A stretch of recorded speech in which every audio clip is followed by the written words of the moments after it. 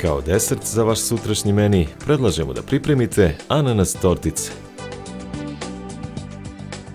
Počinjemo sa pripremom testa. U dublji sud stavimo brašno,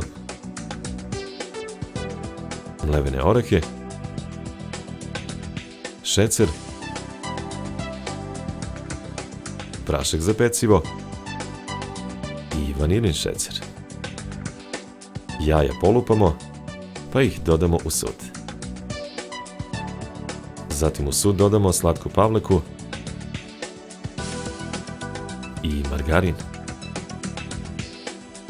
Nastavimo da mesimo testo rukom, pa ga izvadimo iz suda i nastavimo da ga mesimo rukama na pobrašnjenoj radnoj površini. Podelimo testo na 2 jednaka dela.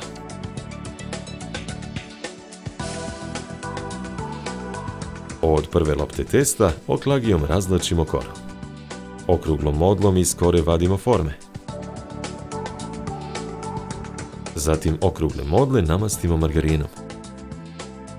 U svaku modlu stavimo po jednu formu testa. Kalupe stavimo u tepsiju. Stavimo tepsiju u rednu.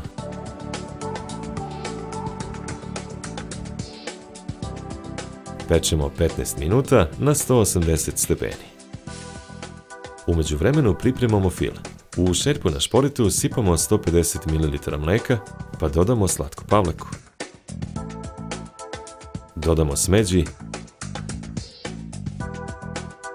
i vanilin šećer i mešamo žicom za mućenje. U preostalo mleko u menzuri dodamo prašak za puding i mešamo žicom. Zatim neprekidno mešajući žicom u šerpu na šporetu dodamo promešani puding. Kada krem dobije potrebnu gustinu, sklonimo šerpu sa šporeta. Nastavljamo sa pripremom fila. U sud za mućenje stavimo margarin i mutimo mikserom dok margarin ne postane penast. U sud dodamo ohlađeni krem, pa mutimo mikserom do sjedinjavanja fila. Testa izvadimo iz kalupa. Filom napunimo desertnu kesu. Desertnom kesom filujemo svako testo.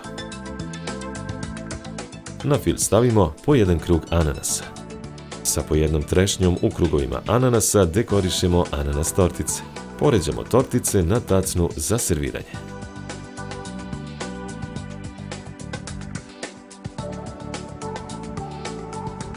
Za pripremu ovog deserta nama je bilo potrebno 60 minuta.